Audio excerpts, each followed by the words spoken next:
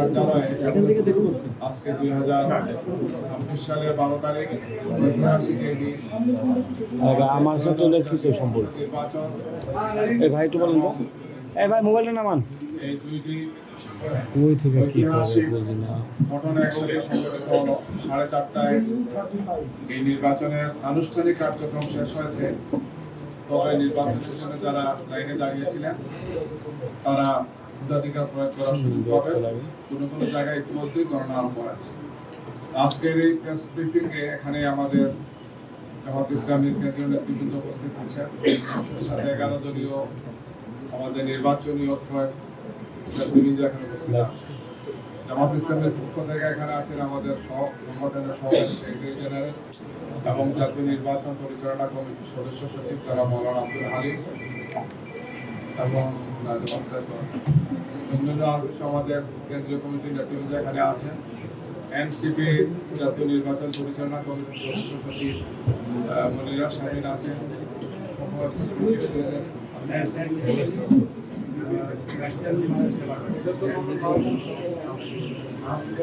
জি আপনারা বলছেন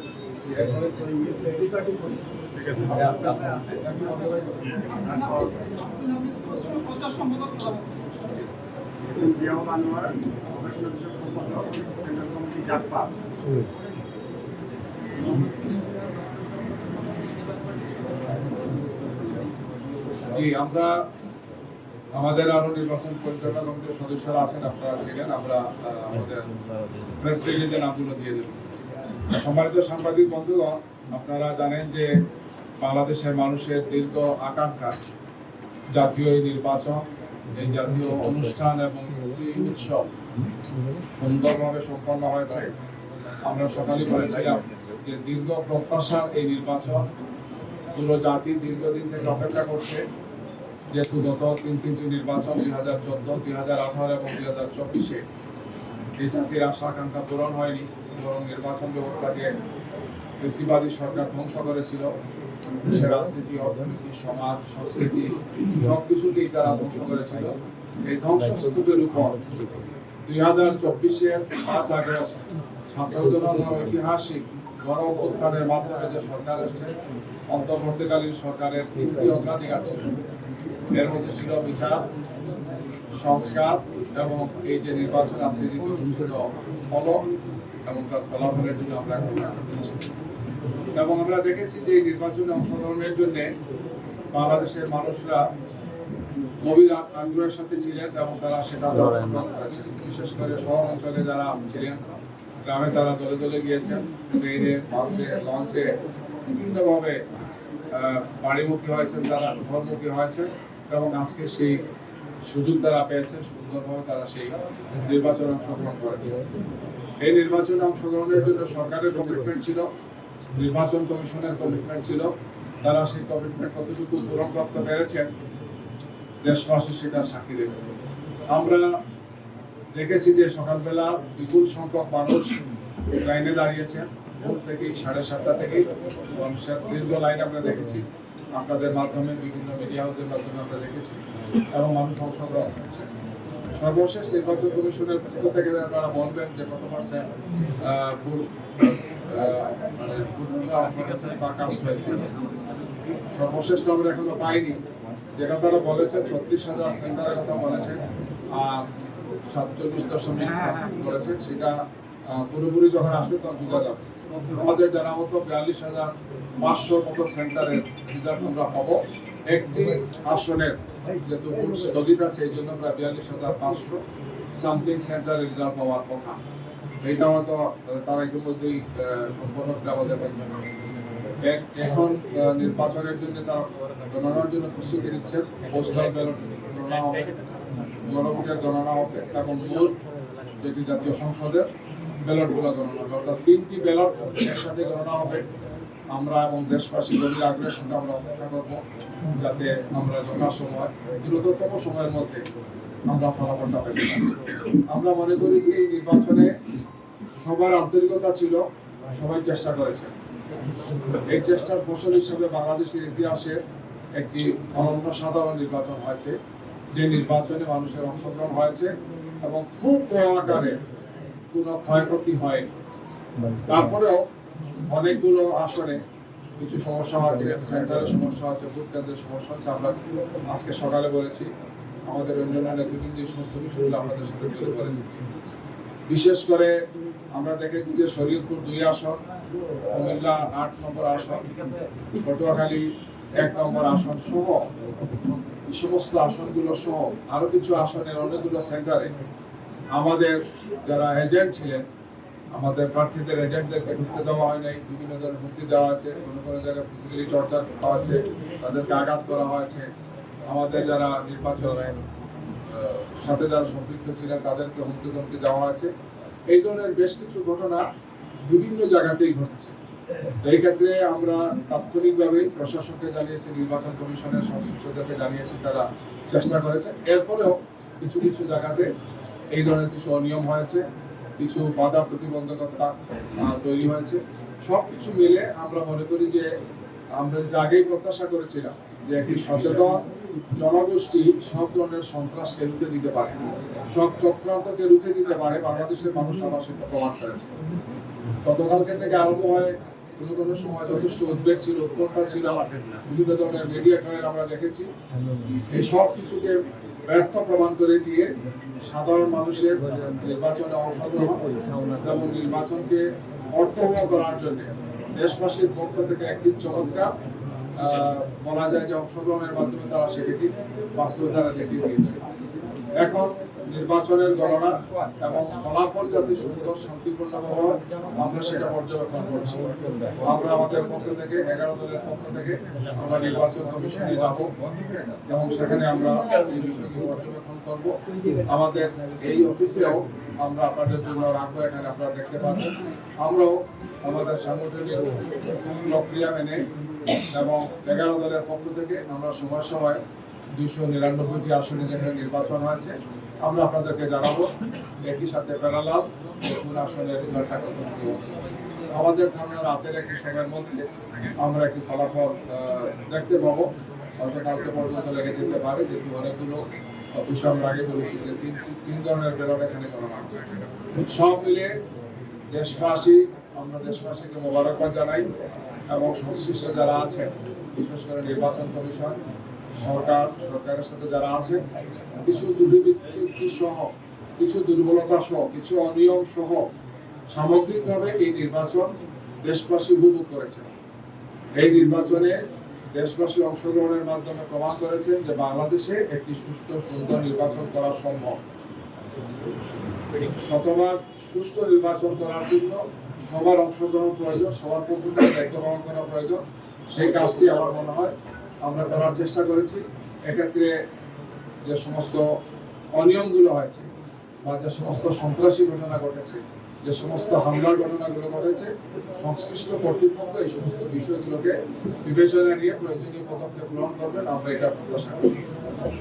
আমাদের পক্ষ থেকে আমাদের আমিরে জামাত কিছু কথা বলেছেন, আপনারা শুনেছেন। তিনি একটি সংবাদ সম্মেলন করেছিলেন, তার একটা অভিমত তিনি দিয়েছেন। তিনি যখন ভোটাধিকার প্রয়োগে যান সকালবেলা, তিনি সেখানে একটা অভিমত প্রকাশ করেছেন। আমাদের 11 দলীয় শীর্ষ নেতৃবৃন্দ ঢাকাতে এবং ঢাকার বাইরে যারা নির্বাচনে ভোট দিয়েছেন সংসদ কেন্দ্রে, সেখানে প্রত্যেকটি একটি অভিমত দিয়েছেন। এইসব বিষয়ের মাধ্যমে এটি স্পষ্ট যে বাংলাদেশ সবসময় সন্ত্রাস এবং নৈরাজ্যের বিরুদ্ধে আমরা ঐক্যবদ্ধ ছিলাম, আমরা ঐক্যবদ্ধ আছি এবং এই ধরনের একটি সচেতন জনগোষ্ঠী, দায়িত্বশীল জাতি কখনো হার মানবে না। এই জাতি হার মানবে না। এই জাতি তার অভিষ্ট লক্ষ্যে পৌঁছে যাবে। যে সংস্কার এবং যে ধরনের অর্জন আমাদের হয়েছে, আমাদের শহীদদের, আমাদের আহতদের, আমাদের এই যে বিপুল সংখ্যক মানুষের আত্মত্যাগের মাধ্যমে আমরা একটি নতুন বাংলাদেশকে আমরা দেখতে চাই।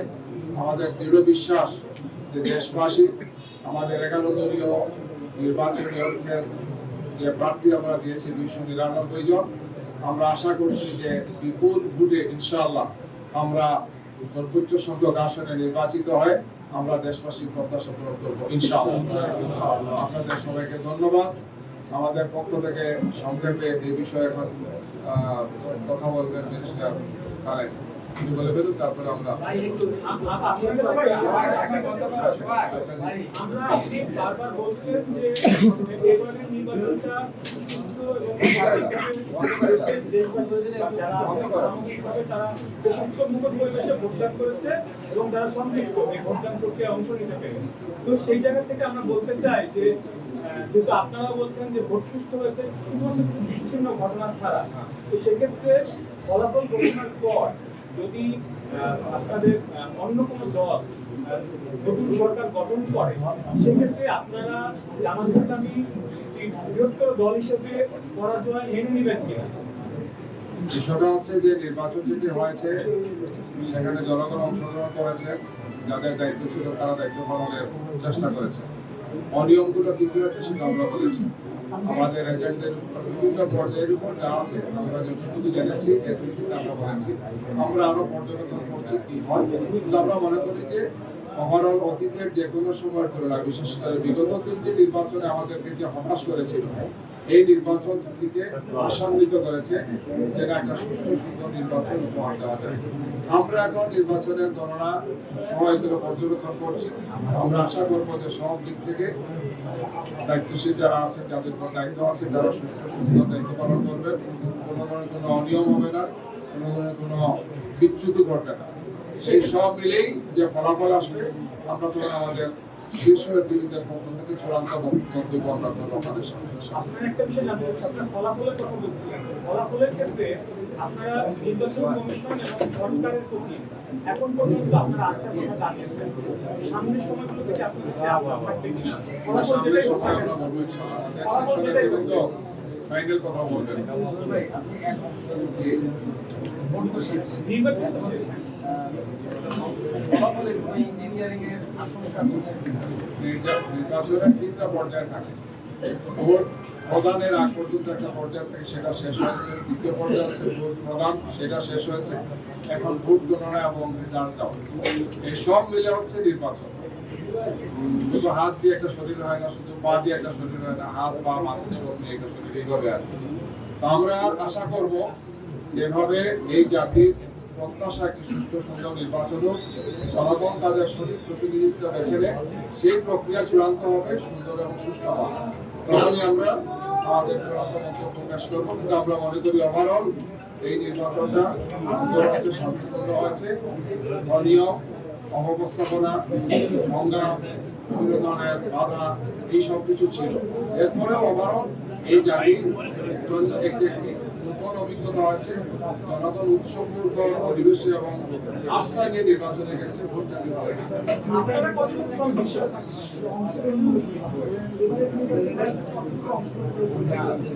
হ্যাঁ, সবাই যারা আমরা জুলাইয়ের পক্ষে, বাংলাদেশের পক্ষে আমরা সবাই অংশগ্রহণ করেছি।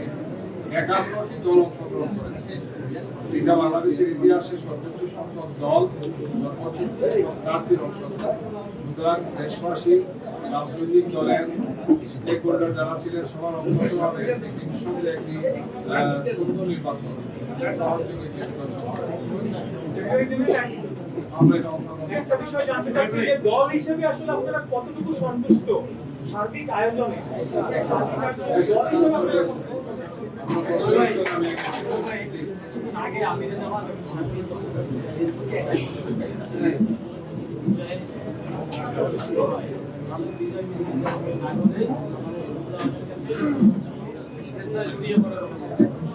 আপনাদের কাছে এরকম কোনো বার্তা আছে কিনা বা আপনারা এই ধরনের খবর জনগণের সমর্থন আমরা পাবো, এটা আমাদের দৃঢ় বিশ্বাস।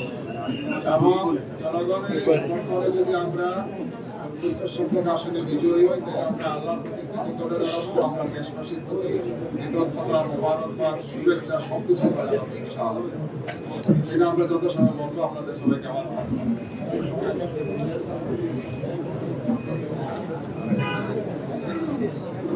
Assalamu alaikum.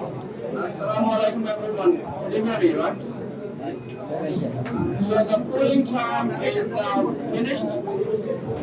I would like to take this opportunity on behalf of the 11-party alliance and on behalf of Bangladesh Jamaat Islami, we would like to extend our heartfelt gratitude to the brothers and sisters, the people of Bangladesh in every part of the country, for your struggle, for your sacrifice, for your blood, to restore democracy, rule of law, fairness and justice in Bangladesh. And also for you turning in the voting centers to cast your mandate to form a new government to build a nation of hope. Our Assistant Secretary General, on behalf of the Independent Party Alliance, has already highlighted that out of the 32,500 centers, so far we have received unconfirmed unofficial reports out of 33,000 centers. So far the turnout was 57%. And it was also highlighted that the violence and the irregularities were not at a scale. The counting is now underway.